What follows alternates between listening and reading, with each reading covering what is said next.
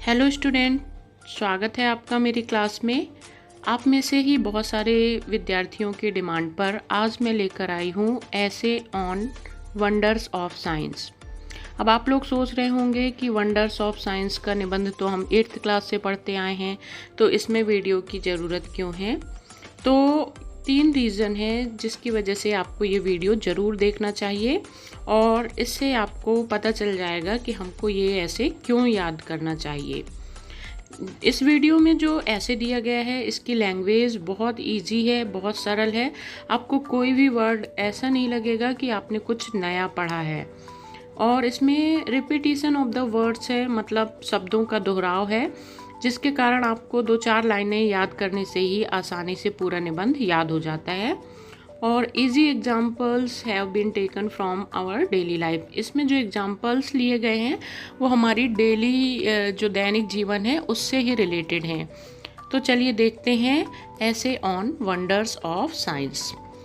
किसी भी चीज़ की शुरुआत करने से पहले उसकी आउटलाइन बनाना बहुत ज़रूरी होता है। आउटलाइन का मतलब होता है रूपरेखा। जब भी हम कोई काम करने जाते हैं तो उससे पहले उसकी रूपरेखा बना लेते हैं। इसी प्रकार निबंध लेखन में भी रूपरेखा का बहुत महत्व है। रूपरेखा बनाने से हमको ये पता चल जाता है कि हमको कौन सा पॉइंट कब लिखना है। और ऐसे राइटिंग में तो इसका बहुत अहम रोल है, क्योंकि आपके जो मार्क्स का डिवीज़न होता है वो रूपरेखा और आपके लिखने पर निर्भर करता है। जैसे कि इंग्लिश में 7 मार्क्स का ऐसे आता है जिसमें से 3 मार्क्स आपके आउटलाइन पर ही होते हैं। तो आउटलाइन कैसे लिखते हैं? किसी भी ऐसे की आउटलाइन लिखते समय सबसे पहले हमको लिखना होता है इंट्रोडक्शन, मतलब प्रस्तावना, और सबसे अंत का पॉइंट होता है कंक्लूजन, मतलब निष्कर्ष, और बाकी जो पॉइंट्स होते हैं वो हम बीच में ऐड करते हैं। तो वंडर्स ऑफ साइंस में भी सबसे पहले हम लिखेंगे इंट्रोडक्शन, फिर जो हमारे क्वेश्चन में दिया हो, जैसे कि साइंस एज अ ब्लेसिंग या एडवांटेज ऑफ साइंस या साइंस एज अ बून, तो जो भी हमारे क्वेश्चन में हो उसको हम अपने सेकंड पॉइंट में लिखेंगे। इसके बाद हम विज्ञान का सबसे ज़्यादा उपयोग करते हैं अपने डेली लाइफ में, तो हम अपने थर्ड पॉइंट में ऐड करेंगे science in our daily life. इसके बाद हम अपने दैनिक जीवन में सबसे ज़्यादा उपयोग करते हैं इलेक्ट्रिसिटी का, तो हम अपने फोर्थ पॉइंट में लिखेंगे electricity. Then means of transport, मतलब आवागमन के साधन। मीन्स ऑफ कम्युनिकेशन, मतलब संचार के साधन। Medicine and surgery, agriculture. फिर साइंस एज अ कर्ज, कर्ज का मतलब होता है श्राप। एंड डिसएडवांटेज ऑफ साइंस भी लिख सकते हैं हम यहाँ पे। और सबसे आखिरी पॉइंट हमारा होगा कंक्लूजन। तो ये तो थी आउटलाइन ऐसे की। अब चलिए देखते हैं इंट्रोडक्शन ऑफ एन ऐसे वंडर्स ऑफ साइंस। इसमें हमने एक कोटेशन ऐड किया है। कोटेशन लिखने से जो हमारा आंसर होता है वो एनरिच हो जाता है और हमारे मार्क्स इंक्रीज करने का एक ये अच्छा साधन है। तो देखते हैं quotation. Dawn to dusk, dusk to dawn, our daily life is depends on science by Nehru ji. Means सूर्य की पहली किरण से लेकर शाम की आखिरी किरण तक, और शाम की आखिरी किरण से लेकर सूर्य की जब पहली किरण निकलती है, हमारा दैनिक जीवन साइंस पर आश्रित है। ये नेहरू जी के द्वारा लिखा हुआ है। तो इसको हम इंट्रोडक्शन में सबसे पहले लिखेंगे। इसके बाद हम शुरू करते हैं introduction. We live in the wonderful age of science. It plays important role in our daily life.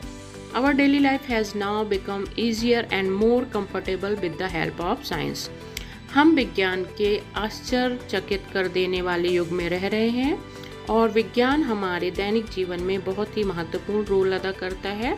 और हमारे जो दैनिक जीवन है वह बहुत ही ईजियर मीन्स आसान, एंड कंफर्टेबल मीन्स आरामदायक हो गया है विज्ञान की मदद से। तो ये हमारे इंट्रोडक्शन की लाइन्स हैं। और we live in the wonderful age of science में हम सो लगाकर इसी को कंक्लूजन में भी ऐड कर सकते हैं। इसके बाद हम देखते हैं साइंस एज अ ब्लेसिंग, मतलब विज्ञान एक चमत्कार के रूप में। Science has invented various things, विज्ञान ने बहुत सारी चीज़ों का आविष्कार किया है। The invention of science have proved blessing for all the Mankind, और जो विज्ञान के चमत्कार हैं वह मानव जाति के लिए वरदान साबित हुए हैं। मैनकाइंड मीन्स मानव जाति। इसके बाद हम देखते हैं अपने दैनिक जीवन में विज्ञान के उपयोग को। Science has made our daily life easier and more comfortable. ये लाइन हमने इंट्रोडक्शन में भी ऐड की थी और इसको हम science in our daily life में भी यूज़ कर सकते हैं। We can cook food very quickly with the help of pressure cooker. हम प्रेशर कुकर की मदद से बहुत आसानी से जल्दी खाना पका सकते हैं। We can keep our room warm with the help of room heater. Room heater की मदद से हम अपने घरों को, कमरों को गर्म कर सकते हैं।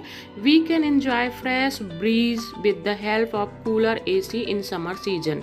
ब्रीज का मतलब होता है शुद्ध फ्रेश हवा, और समर सीजन में हम कूलर और AC का उपयोग करके फ्रेश हवा का आनंद ले सकते हैं।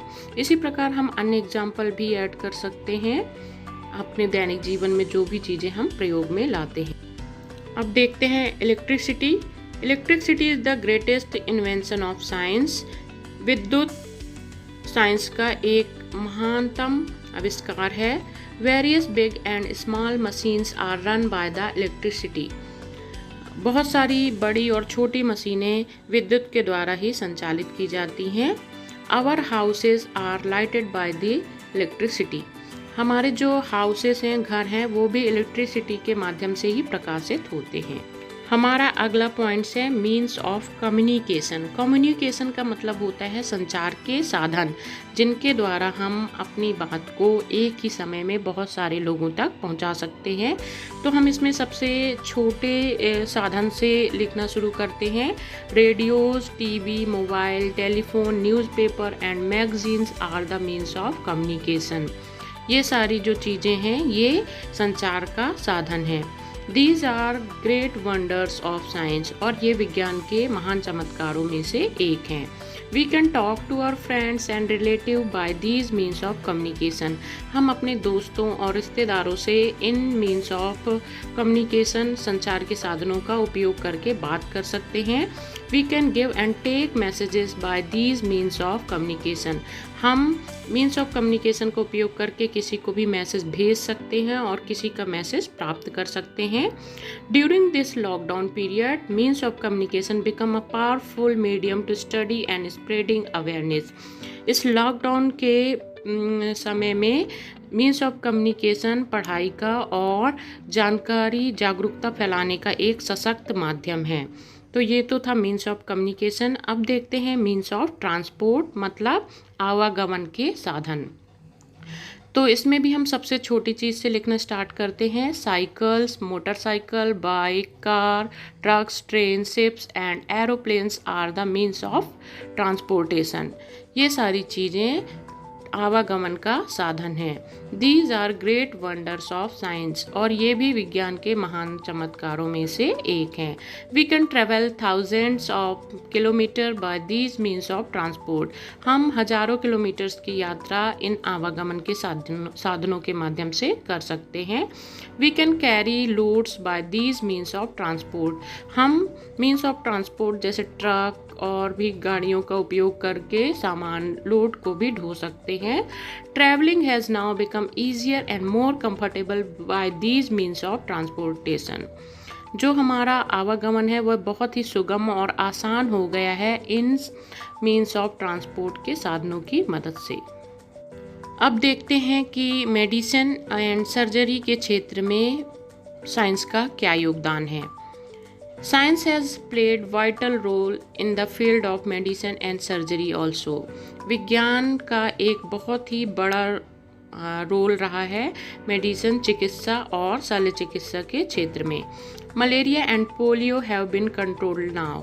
मलेरिया एंड पोलियो जैसी जो बीमारियां हैं वो हमारे देश में प्रायः कंट्रोल कर ली गई हैं। मतलब अब मलेरिया और पोलियो की वजह से हमारे देश में ज़्यादा मौतें नहीं होती हैं। Science has given eyes to blind, ears to deaf and voice to dumb. विज्ञान ने अंधे को आँख दी है, बहरे को कान दिए हैं और गूंगे को आवाज़ दी है। इसी प्रकार शल्य चिकित्सा के क्षेत्र में भी विज्ञान ने नए नए इंस्ट्रूमेंट्स का आविष्कार किया है जो कि मानव जाति के लिए बहुत ही लाभदायक हैं। ये तो था मेडिसिन एंड सर्जरी के क्षेत्र में विज्ञान का योगदान। अब देखते हैं एग्रीकल्चर मतलब कृषि के क्षेत्र में विज्ञान का क्या योगदान रहा है। Science has helped us in the field of agriculture also, means विज्ञान ने कृषि के क्षेत्र में भी हमारी बहुत मदद की है। With the help of better fertilisers and better means of irrigation we can get bumper crops, means अच्छे उर्वरक और खाद की मदद से तथा अच्छे सिंचाई के साधनों से हम बहुत अधिक मात्रा में फसल का उत्पादन कर सकते हैं। इरिगेशन मीन्स सिंचाई के साधन एंड फर्टिलाइजर्स मीन्स उर्वरक। तो ये तो था विज्ञान का कृषि के क्षेत्र में योगदान।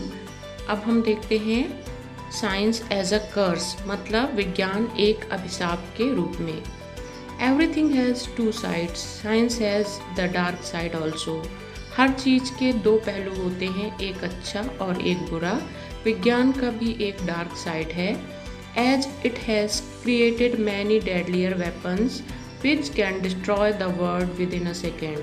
जैसा कि इसने बहुत ही प्राणघातक हथियार बनाए हैं जो कि संपूर्ण विश्व को कुछ ही सेकेंड्स में ख़त्म कर सकते हैं। It is rightly said that science has taught us to fly like a bird in the sky, to swim like a fish into the river, but it did not taught us how to walk on the earth. विज्ञान ने हमको सिखाया है पक्षियों के जैसे आकाश में उड़ना और मछलियों के जैसे नदी में तैरना, मगर ये हमको ये सिखाना भूल गया कि हमको ज़मीन पर कैसा व्यवहार करना चाहिए या ज़मीन पे कैसे चलना चाहिए। अब चलते हैं निष्कर्ष की ओर। Conclusion, in fact there is nothing wrong in science, it is up to man how to use it. So we can say that we live in the wonderful age of science.